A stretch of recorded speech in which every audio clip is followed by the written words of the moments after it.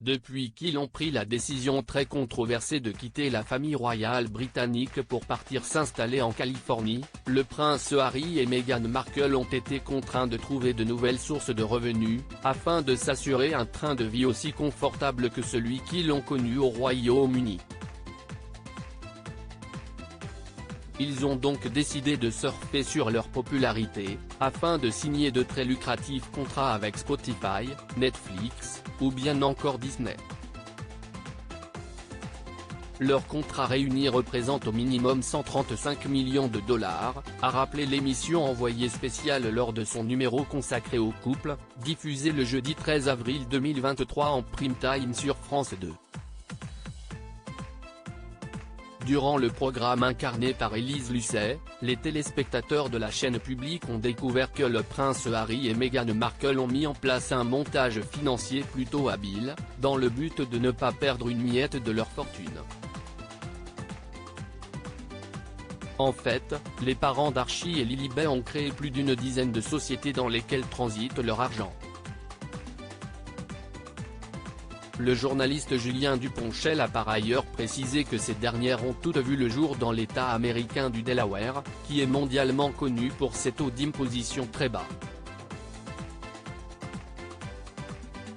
Au cours de l'émission, Éric Vernier, un spécialiste de la finance internationale et des paradis fiscaux, a analysé le montage financier des Sussex.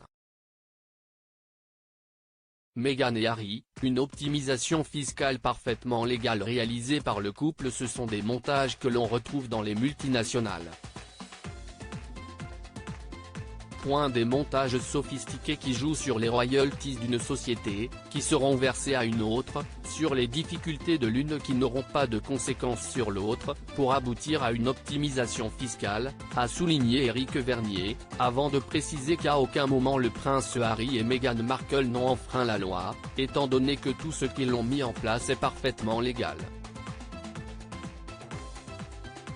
Durant la même émission, le journaliste Julien Duponchel a aussi révélé que les bureaux de la fondation créée par le couple, Archewell, note de la rédaction, sont étonnamment vides. À propos de l'auteur Clément Macchiato, passionné de sport, et plus particulièrement de football, de basket-ball et de catch, merci Canal+, Koh-Lanta est pour moi le programme incontournable de la télévision française. Par le passé, j'étais également un téléspectateur assidu de la Star Academy sur TF1, mais aussi de la trilogie du samedi sur M6. Aujourd'hui le monde des médias n'a plus aucun secret pour moi. Ou presque.